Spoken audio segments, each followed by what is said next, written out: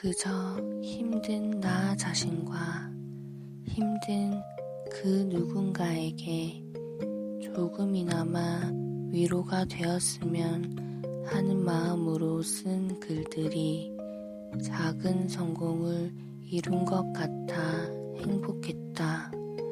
아무 이유 없이 울고 싶은 어느 날 누군가 곁에 있어도 마냥 외롭다 느끼는 날이 있다. 때론 아무것도 아닌 소소한 미소 한 번에도 행복하다 스스로를 위로하고 기운 내고 싶은 날도 있다. 나는 솔직히 책 한 권으로 인생이 변한다고 생각하지 않는다. 각자 자신이 살고 있는 현실이 제각기 다를 테니 어느 때 어떤 상황에서 읽느냐에 따라 글의 맛도 글의 여운도 느낌도 다를 수밖에 없다. 다만 책 속 빼곡히 들어있는 수만 개의 문장 중 유독 마음이 닿는 몇 개의 글 그리고 단어가 변화의 원동력이 돼준다고 생각한다.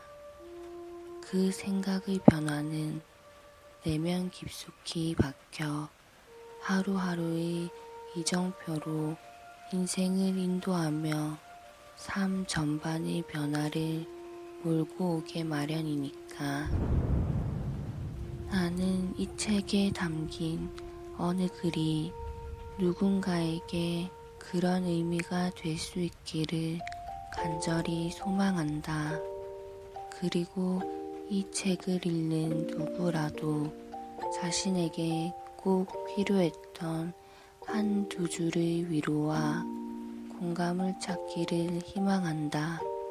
그저 가볍게 읽으며 삶에 지쳐 차가워진 가슴이 다시 한번 뜨겁게 뛰기를 바라본다. 나는 성공의 가장 중요한 요소를 주변 환경이라고 생각한다. 그런 이유로 시골에서 태어난 나는 행운하다. 도시에서 태어나면 교육 환경의 유리함, 수많은 놀거리와 기회, 편리함이 주어지지만 더불어 오는 많은 경쟁과 상대적 박탈감이 뒤섞여 있다. 높은 빌딩, 값비싼 자동차, 명품 가방, 너무나도 잘난 사람들. 무언가 시작하기도 전에 주눅부터 들기 일쑤다.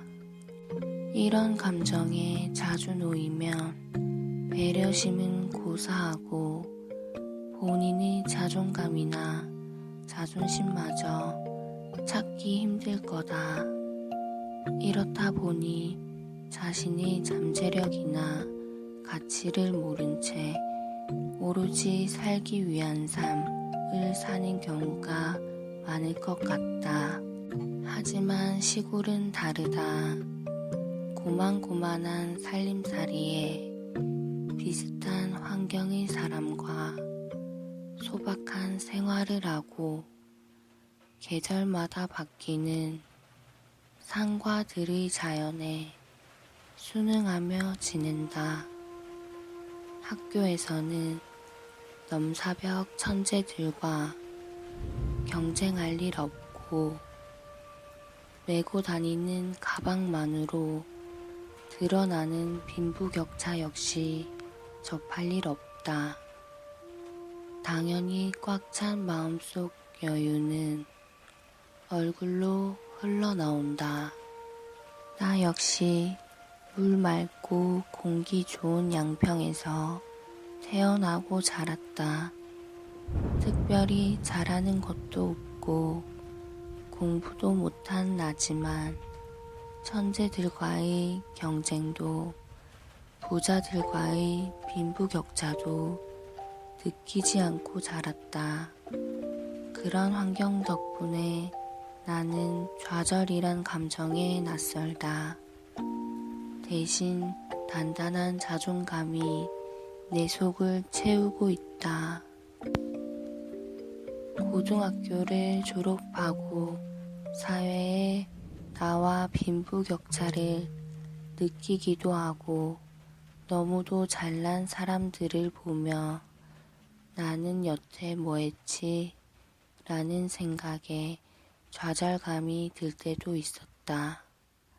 하지만 다행인 것은 어려서부터 시달려온 감정이 아니었기에 잠깐의 애석함은 느껴도 그 감정을 오래 붙들고 있지는 않았다. 아마도 지금 내가 만나는 사람들과 같은 학교를 다녔거나 인근 동네에서 자랐다면 열등감에 미쳤을지도 모른다. 이 점은 두고두고 다행이라 생각된다. 시골에서 태어난 사람은 도시에서 태어난 사람보다 세상 물정에 어두울 수 있다. 그러나 아이러니하게도 기업가들 중에는 도시보다 지방이나 시골 출신 분들이 더 많다. 지금 도시에 살고 있는 누군가는 어쩌면 자신도 모르는 사이 비교에 익숙해져 있는지 모른다. 어쩌면 마음속에 담아놓은 것들이 무엇인지 꺼내놓고 한 번쯤 냉정하게 판단해봐야 할 수도 있다. 내가 지금 원하는 모든 것과 바라는 이상들은 내가 선택한 것인지 아니면 누군가의 그 무엇에 비교된 결과인지 말이다. 진정한 인간 승리의 대표 주자라 칭해지는 다리오 실바. 그는 한때 우루과이 공격진을 이끌던 저돌적인 스트라이커였습니다. 폭발적인 스피드와 강력한 슈팅, 샛노란 머리칼과 장난기 가득한 얼굴은 그라운드의 악동이라는 별명에 걸맞았습니다. 그는 우루과이 축구 영웅 중 한 사람으로 2002년 월드컵에 출전하기도 했습니다. 그랬던 그가 2006년 치명적인 교통사고를 당해 오른쪽 다리를 잃게 됩니다. 많은 사람들은 그의 사고 소식에 매우 안타까워했습니다. 하지만 정작 그는 이렇게 말했습니다. 신께 감사합니다. 내 축구 인생 초기에 이런 시련을 주지 않아 빛나는 시간을 가질 수 있도록 해주신 걸요. 2007년 그는 나에게 두 팔이 있다는 것에 감사한다며 카누 선수로 전향했고 2009년 자국에서 열린 축구 친선 경기에 의족을 한 채로 경기에 나와 페널티킥을 성공시켜 수십만 관중에게 기립박수를 받았습니다. 비록 카누 선수로 2012년 런던 올림픽에 출전하는 꿈은 이루지 못했지만 그는 여전히 최고의 스트라이커로 칭송받고 있습니다. 인생에는 언제나 오르막과 내리막이 공존하나 봅니다. 누구나 불공평하거나 힘든 순간을 맞이하지만 마음먹기에 따라 극적인 상황에서 저렇게 옳고 바른 생각을 할 수 있던 걸 보면 평소 그가 어떻게 생활해 왔는지 짐작이 가네요. 생각에 따라 우리의 인생은 참 많이 달라지는 것 같습니다. 연애를 하다 보면 상대방의 과거가 궁금하고 알고 싶다. 몇 명이나 만났을까? 왜 헤어진 거지? 그 사람에게 얼마나 잘해줬을까? 둘이 진도는 어디까지? 한번 떠오른 생각은 쉽게 잊히지 않고 꼬리에 꼬리를 물고 이어진다. 나중에는 괜한 상상력까지 동원해서 혼자서 스토리를 썼다 지웠다 하기를 반복한다. 그러면서 조금씩 탐정놀이를 하기 시작하며 상대방을 떠보기 시작한다.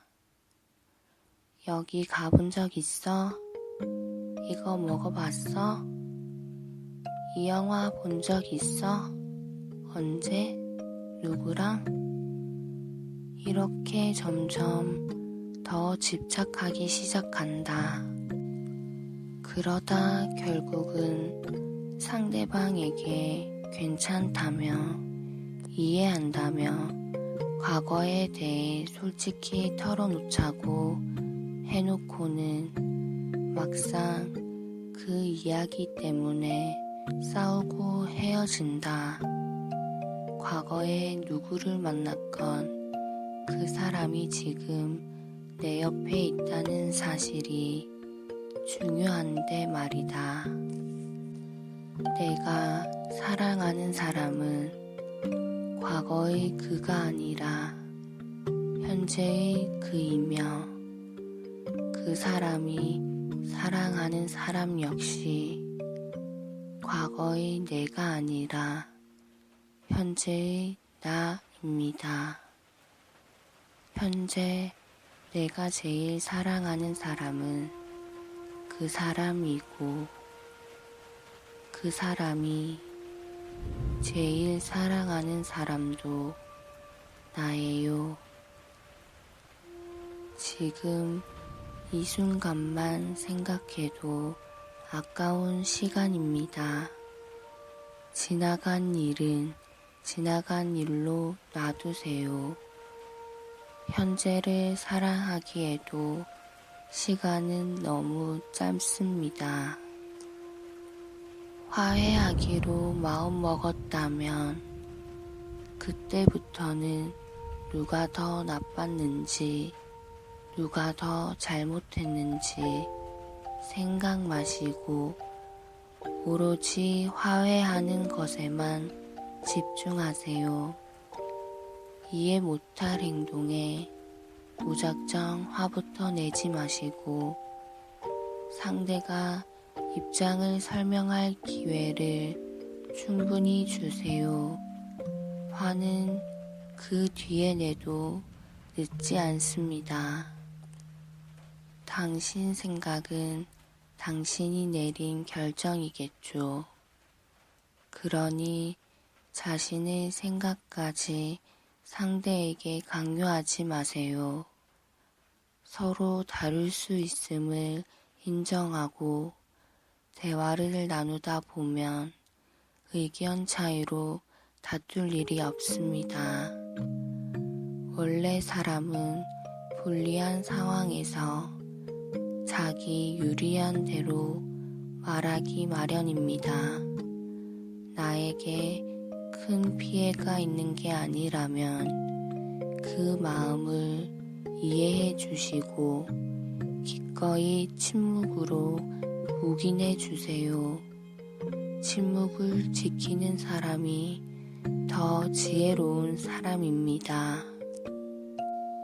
핸드폰이 없던 시절에도 공중전화나 삐삐로 틈틈이 연락을 주고받았다.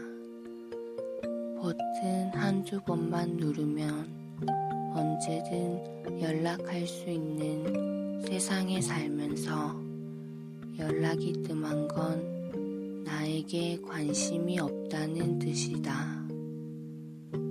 그가 나와의 관계를 얼마나 소중하게 생각하는지는 그가 나를 언제 찾는지 보면 안다. 사람은 참 이기적이다.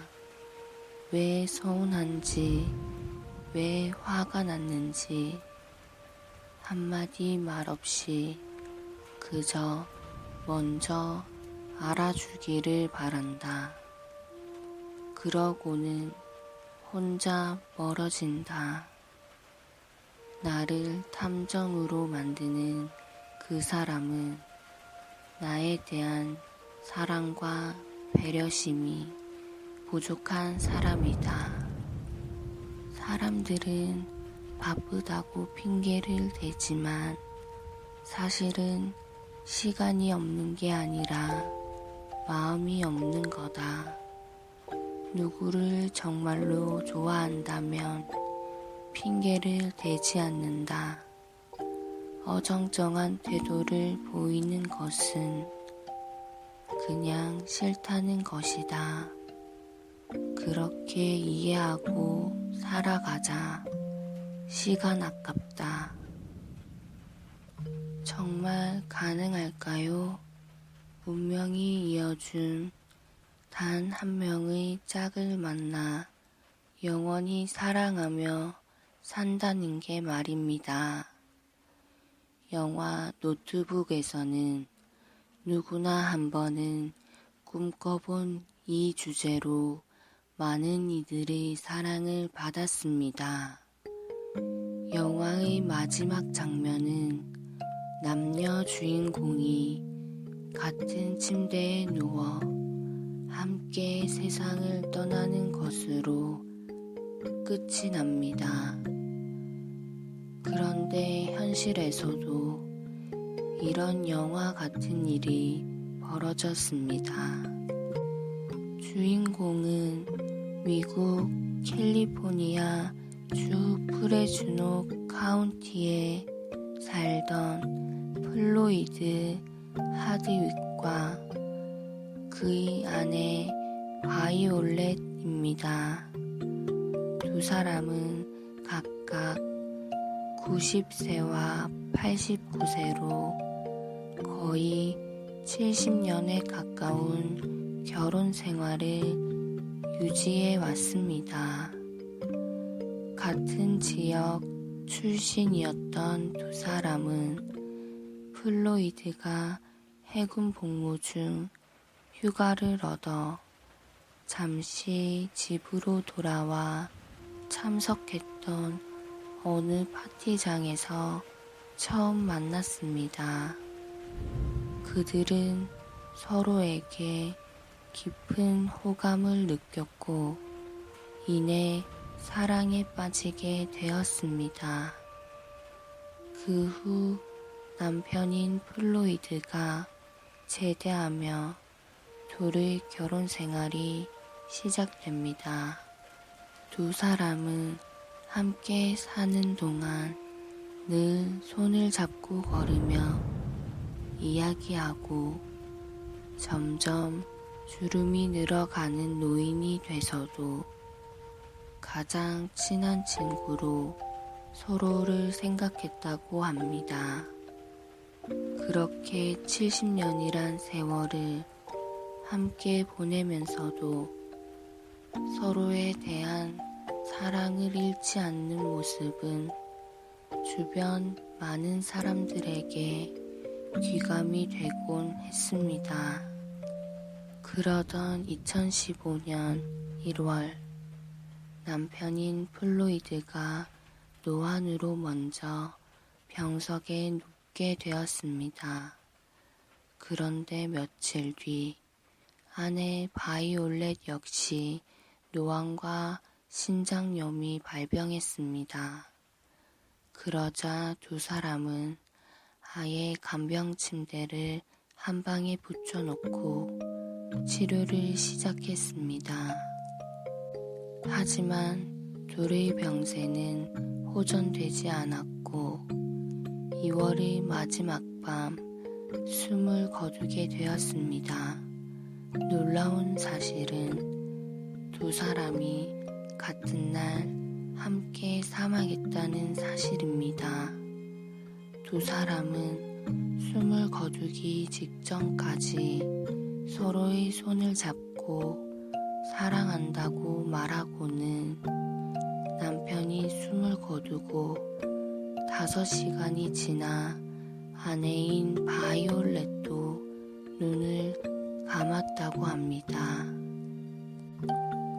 카카오톡이나 페이스북을 할 때면 인상을 찌푸리게 하는 글들이 종종 눈에 띈다. 소위 말하는 저격글이다.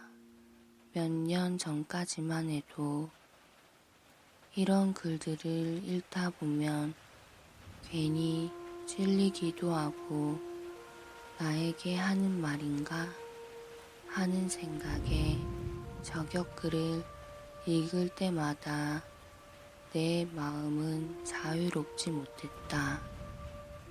그래서 그 친구에게 연락해서 무슨 일 있냐고 묻기도 하고 좋아요를 누르기도 했었다. 비슷한 경험으로 뒷담화가 있었는데 학창시절 친구들끼리 모여서 이야기할 때면 유난히 자리에 없는 친구에 대해서 비난하거나 욕하기를 좋아하는 친구가 있었다. 그 친구가 어느 한 명에 대해서 욕을 하며 깎아내리기 시작하면 주위에 있던 다른 친구들도 하나 둘씩 뒷담화의 주인공이 된 친구의 욕을 하거나 주위 친구들의 말에 동의하고는 했다.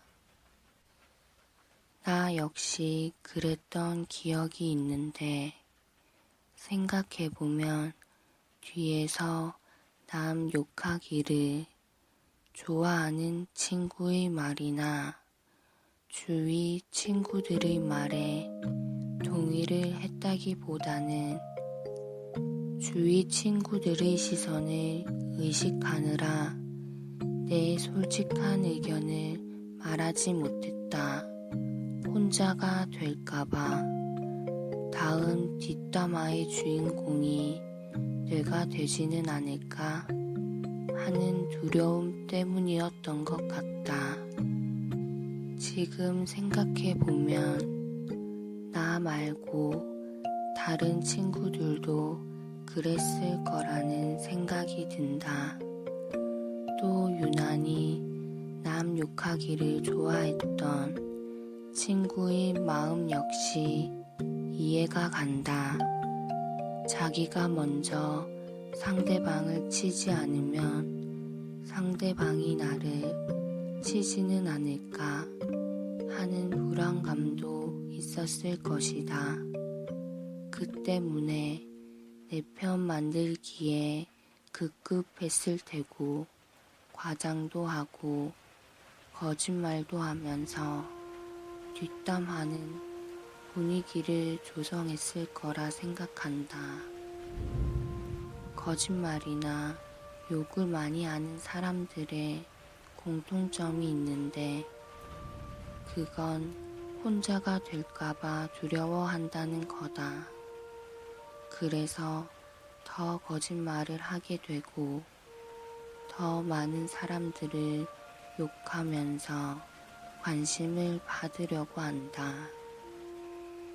페이스북을 보면 유난히 일반 게시물보다 저격글에 좋아요나 댓글이 많이 달리는 것을 볼 수 있다. 왜 그럴까? 그건 바로 스스로에게 떳떳하지 못하거나 캥기는 게 있는 사람들이 반응을 하기 때문이다. 내가 친구들의 뒷담화에 반응했듯이 아무리 친한 친구가 올린 글이더라도 옳고 그름을 떠나서 남을 욕하고 비난하는 글에는 반응하지 않는 것이 좋다. 이로움이 단 1%도 없으니까. 그게 글을 올린 친구를 위해서도 나를 위해서도 좋다. 왜냐하면 글을 올리고 아무도 반응하지 않으면 자연스럽게 그 글을 삭제하게 될 테고 다시는 그런 글들을 올리지 않을 가능성이 높기 때문이다. 앞서 언급했듯이 거짓말이나 욕을 많이 하는 사람들의 공통점은 혼자가 될까봐 두려워 관심을 받고 싶어 하는 것인데, 관심을 받지 못한다는 것을 알면 더 이상 그런 글들을 게시하지 않기 때문이다. 그런데도 저격글을 올리거나 뒷담화를 계속하는 친구가 있다면 그 친구는 멀리하는 게 좋다. 언젠가 당신이 조금만 서운하게 해도 그 친구 입에 오르내릴 다음 타자는 당신이 될 확률이 높기 때문이다. 솔직히 100%라고 말하고 싶다. 그런데 문제는 다른 사람이 계속해서 나에 대해 욕을 하고 다니는 경우이다. 경험상 그에 맞받아쳐 대응도 해봤지만 소용이 없었다. 오히려 내 마음고생만 심해지고 갈등만 더 고조될 뿐이었다. 이럴 때는 몇 개의 방법이 있는데 가장 좋은 방법은 무시하는 거다.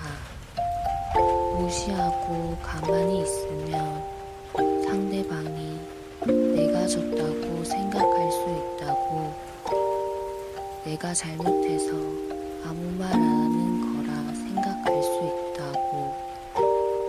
아니다. 무시하는 게 상대방은 더 화가 나고 안절부절 못할 거다. 내가 쓴 글 중에 이런 글이 있다. 내 욕을 하고 다니는 사람이 있다면 그냥 무시하세요. 반응하면 좋다고 동네에 미친 개새끼 마냥 더 지저댑니다.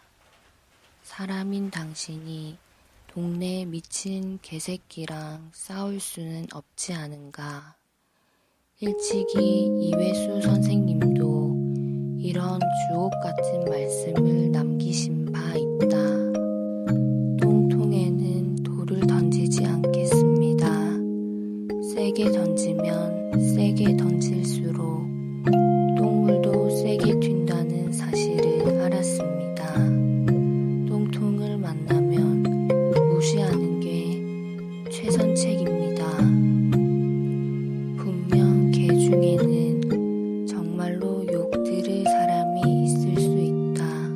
그럴 땐 내가 욕을 하지 않아도 주위에서 알아서 할 테니 나는 하지 말자. 그래도 정말로 욕을 해야겠으면 속으로 욕을 하든지 뒤에서가 아닌 앞에 가서 얼굴을 보고 욕을 하자. 아무리 상대방이 잘못했어도 뒤에서 상대방을 욕하거나 저격글을 쓰는 사람의 인품은 그렇게 좋다고 말할 수 없고 좋게 비춰지지도 않는다. 그리고 내가 정말 잘못했을 때는 먼저 고개 숙여 사과할 줄도 알아야 한다. 그래야 누구를 만나든지 관계 속에 불편함이 없고 뒤끝이 없다. 이 글을 읽기 전까지 저격글을 썼거나 뒷담화를 해왔던 것은 상관없다.